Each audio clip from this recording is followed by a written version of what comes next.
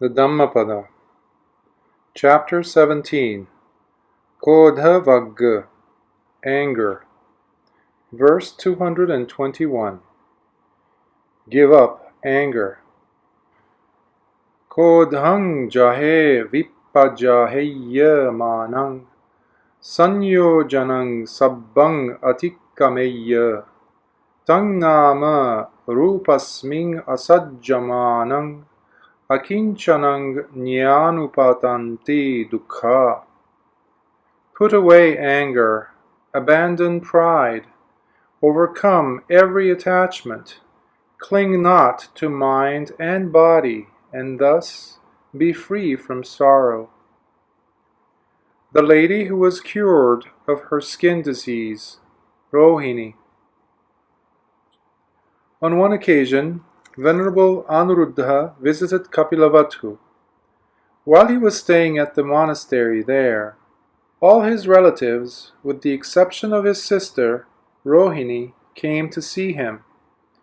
On hearing from them that Rohini did not come because she was suffering from a skin disease, he sent for her. Covering her head in shame, Rohini went to see Anuruddha. He advised her to do some meritorious deeds. He told her to raise some money by selling off her jewelry to build a community hall where people could perform meritorious deeds. Rohini did as she was told. Venerable Anuruddha also requested his relatives to help in the construction of the hall. Further, he advised Rohini to sweep the floor and fill the water pots every day, even while the construction was still going on. She followed his advice, and she began to get better. When the hall was completed, the Buddha and his bhikkhus were invited for alms food. After the meal, the enlightened one asked for the donor of the building, but Rohini was not around. So he sent for her. She came and paid her homage to the Buddha, and he then revealed that she had to suffer this terrible disease because of an evil deed she had done out of anger in one of her past existences. He told her that she was at one time the chief queen of the king of Benares, modern-day Varanasi. The king had a favorite dancer, and she was very jealous of the dancer. One day, she instructed her attendants to put some itching powder in the dancer's bed and her blankets, and to humiliate her by throwing some itching powder on her. The poor dancer itched all over and was in great pain and discomfort. Thus, itching unbearably, she ran to her bed, which made her suffer even more. As a result of that evil deed, Rohini had to suffer the skin disease in this existence. The Buddha then exhorted the congregation not to act foolishly in anger and not to bear any ill will towards others. At the end of the discourse, many in the congregation, including Rohini, attained sainthood. At the same time, her skin disease disappeared, and her complexion became clear and smooth. Verse 222. Control your anger. Yove uppatitang kodhang rathang bhantam va dharaye tang ahang sarathing brumi rasmiggaho itaro jano. He who holds back arisen anger as one checks a whirling chariot, him I call a charioteer. Other folk only hold the reins. A monk and the tree spirit. Once a bhikkhu from Alavi wanted to build a hut for himself. So he started to cut down a tree, but the deva who was dwelling in that tree with her infant son urged him not to cut it down. The bhikkhu ignored her.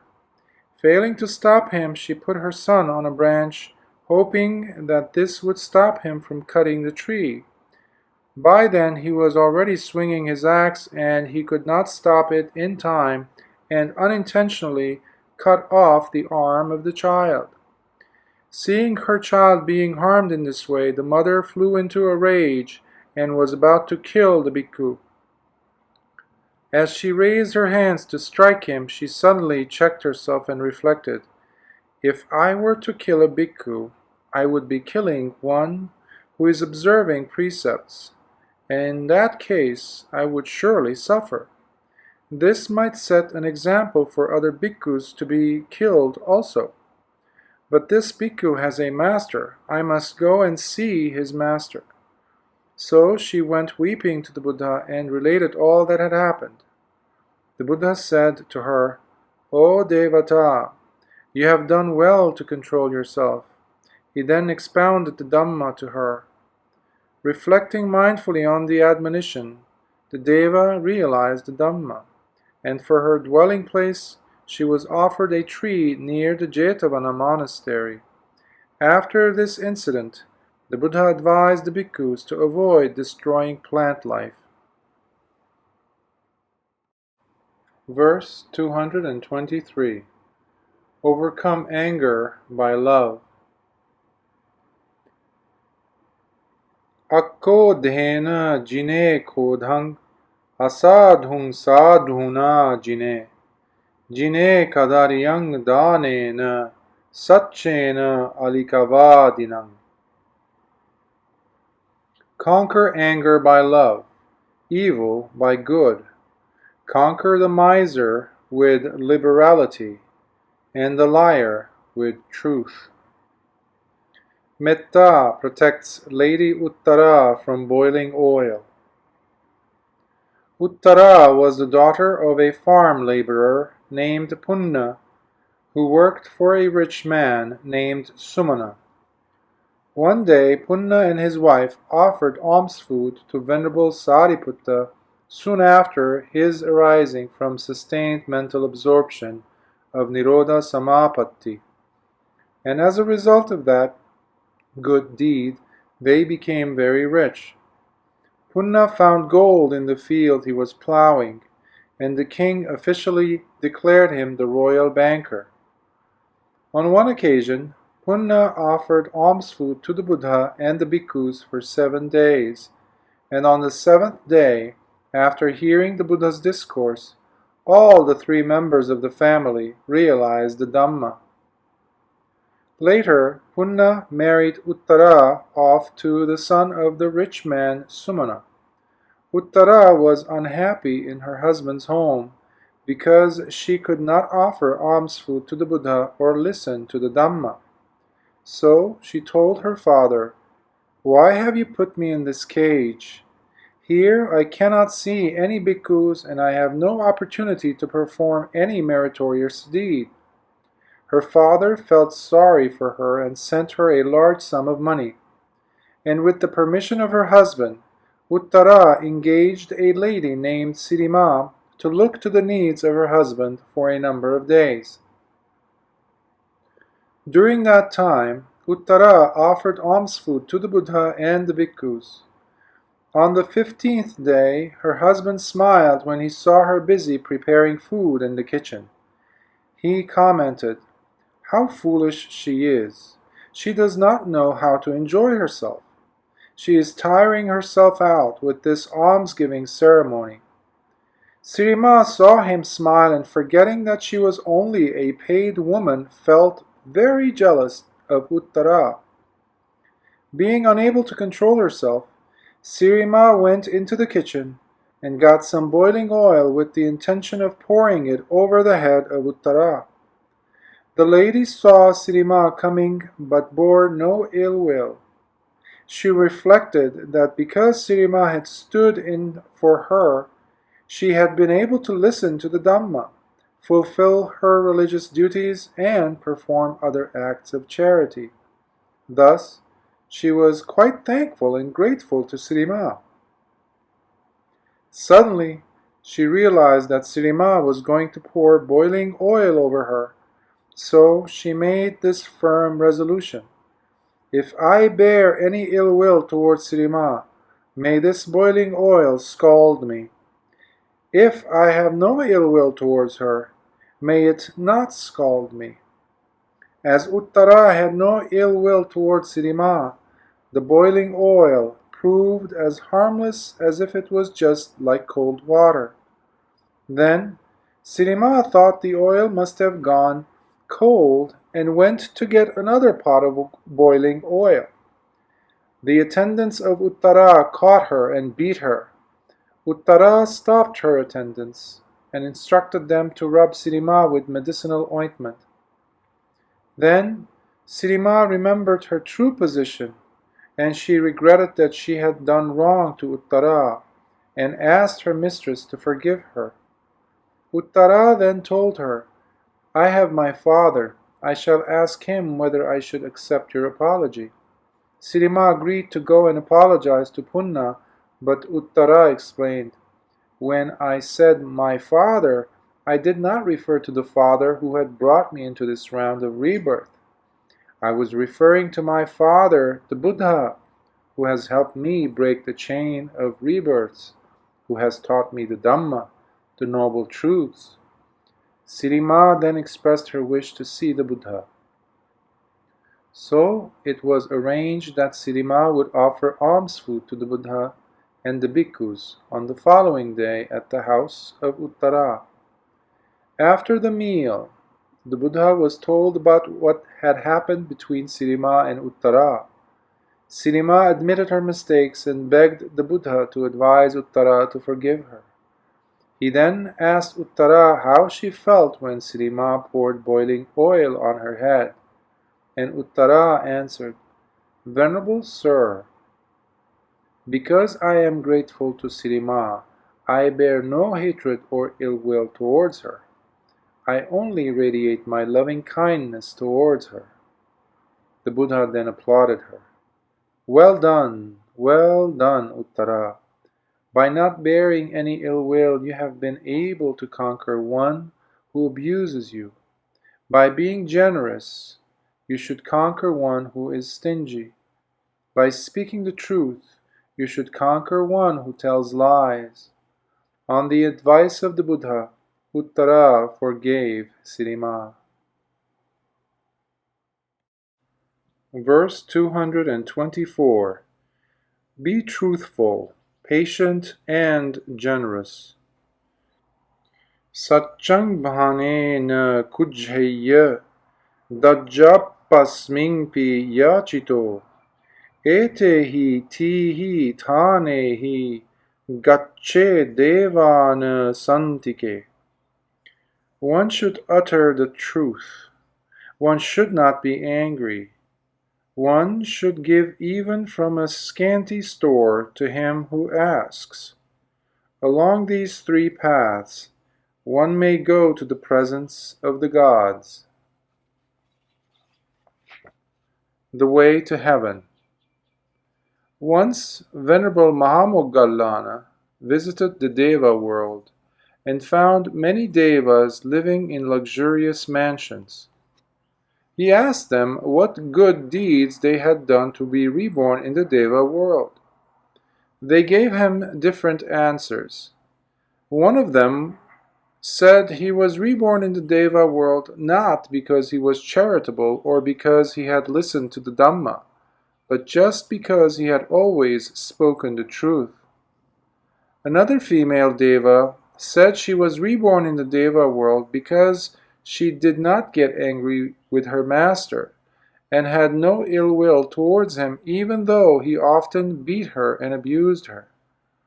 For keeping her temper and abandoning hatred, she was reborn in the Deva world. Then there were others who were reborn in the Deva world because they had offered something within their means for the benefit of others. On his return from the Deva world, Venerable Mahamoggallana asked the Buddha whether it was possible to gain such great benefits by just speaking the truth, or by restraining one's anger, or by giving small amounts of such trifling things. The Buddha then answered, Have you not seen for yourself and heard what the Devas said? You should not have any doubt. Even little deeds of merit surely lead one to the world of the Devas. Verse 225. The harmless attain the deathless. Ahinsaka ye munayo nichankayena sanguta te yanti achyutang thanang yatha gantva nasochare. Those sages who are harmless and are ever restrained in body go to the deathless state of Nibbana, where having gone, they never grieve. A Brahmin greets the Buddha as his son. Once the Buddha with a retinue of bhikkhus entered the town of Saketa for alms food. An old Brahmin, on seeing the Buddha, addressed him, "O son, you have not come to see us for a long time. Come with me and let your mother also see you." So saying, he invited the enlightened one to his house. On reaching the house, the wife of the Brahmin also said the same thing and introduced him as your big brother to her children and made them pay respects to him. From that day, the couple offered alms food to the Buddha, and having heard the Dhamma, both the Brahmin and his wife attained the third stage of sainthood. The bhikkhus were puzzled as to why the Brahmin couple called the Buddha their son. He explained, "Bhikkhus, they called me son because I had been a son or a nephew to each of them for so many previous existences in the past." The Buddha stayed near the Brahmin couple for 3 months, and during that time both the Brahmin and his wife attained arahanthood and later passed away. The bhikkhus, not knowing that the Brahmin couple had already attained parinibbana, asked the Buddha where they were reborn. The Buddha explained, "Those who have become arahants are not reborn anywhere. They have attained nibbanic bliss." Verse 226. The ever vigilant give up defilements. Sada jagaramananang ahorattanusikhinang nibbanang adhimuttanang attangachanti asava. The defilements of those who are ever vigilant, who discipline themselves day and night, who are wholly intent on Nibbana, are destroyed. It is the giver that makes the gift. Punna. One night, Punna, the slave girl, was up pounding rice for her master. As she got tired, she rested for a while. While resting, she saw Venerable Dabba leading some bhikkhus to their respective rooms after listening to the Dhamma. The girl, seeing them up so late, pondered, "I have to be up at this late hour because I am so poor and have to work hard. But why are these religious people up at this late hour? Maybe a bhikkhu is sick or they are being troubled by something." Early in the morning, Punna took some rice, soaked it in water, and made a pancake out of it. Then, intending to eat it at the riverside, she took her cheap, coarse pancake along with her. On the way, she saw the Buddha on his alms round. She thought to herself, "On other days when I saw the Buddha, I had nothing to offer him, and when I had something to offer, I had no opportunity to see the Buddha. But today I have seen the Buddha and also have something to offer." She then decided to offer her pancake to him, but she was not sure whether he would like to eat such coarse food. The Buddha knew her thoughts. He accepted her pancake and asked Venerable Ananda to spread a mat on the ground. The Buddha sat on the mat and ate the pancake offered by the slave girl.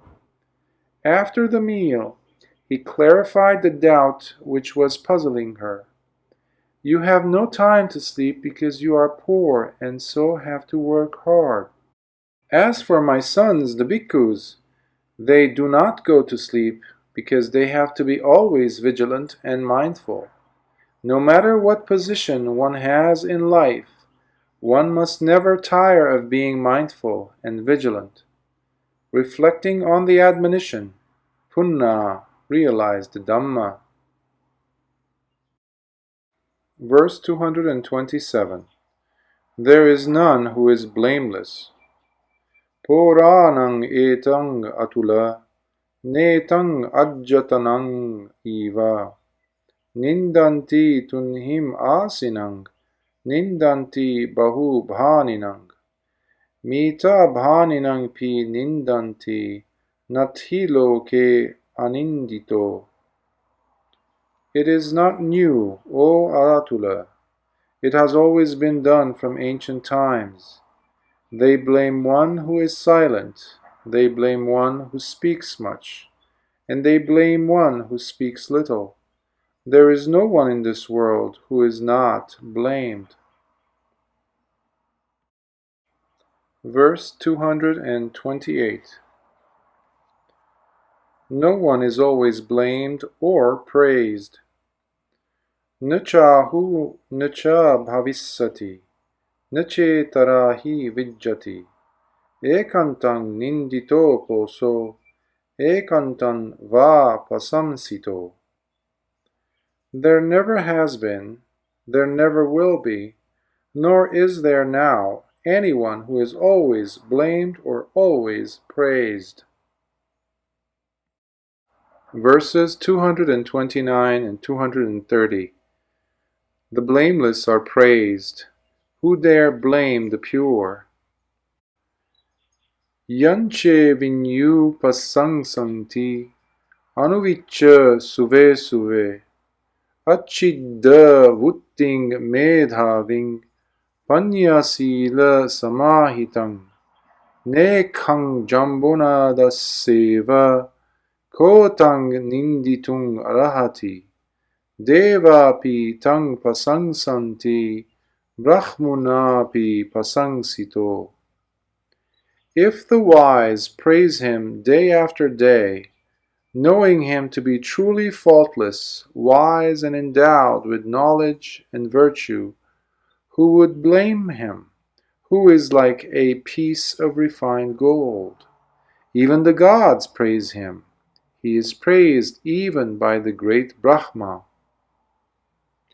Nothing too much and too little. Atula. Once Atula and his companions wanted to listen to the Dhamma.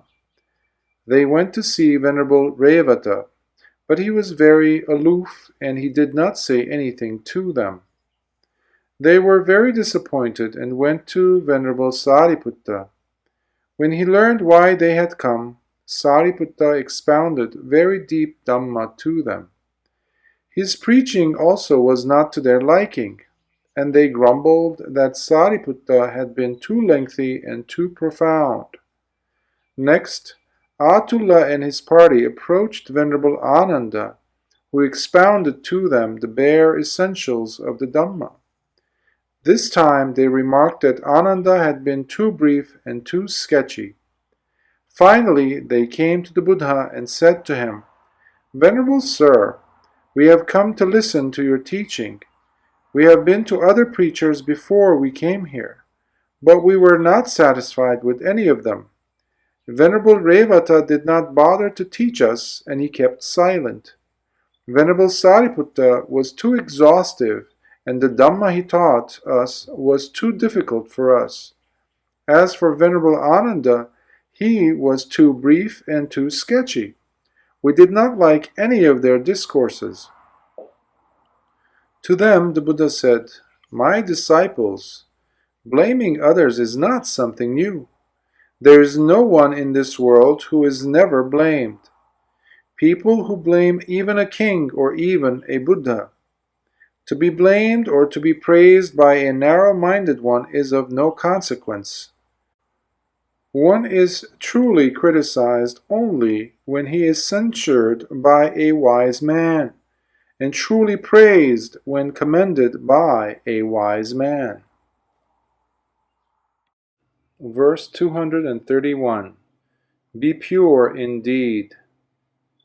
Kayapakopang rakheya kayena sangvutosya kaya duccharitang hitva kayena sucharitang chare.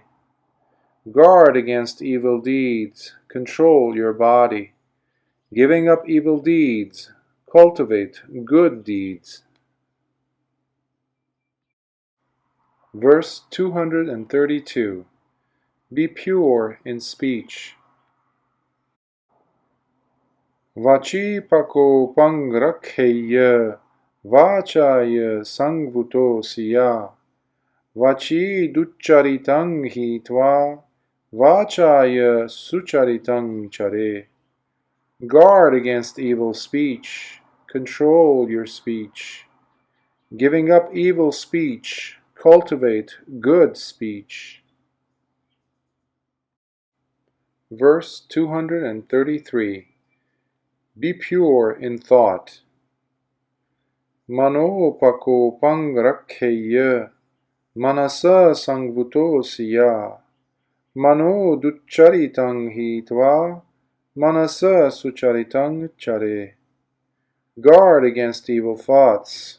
Control your mind. Giving up evil thoughts, cultivate good thoughts. Verse 234. Be pure in deed, speech, and thought. Kayena sangvutadhira atho vachaya sangvuta manasa sangvutadhira teve suparisangvuta. The wise are controlled in deed, they are controlled in speech, they are controlled in thought. Indeed, they are perfectly self-controlled. A group of bhikkhus who wore wooden sandals. 6 bhikkhus wearing wooden sandals and each holding a staff with both hands were walking to and fro on a big stone slab, making much noise. The Buddha, hearing the noises, asked Venerable Ananda what was going on, and Venerable Ananda told him about the 6 bhikkhus. The Buddha then explained that one must always be considerate and not disturb the peace. He further exhorted the bhikkhus to restrain themselves in word and deed.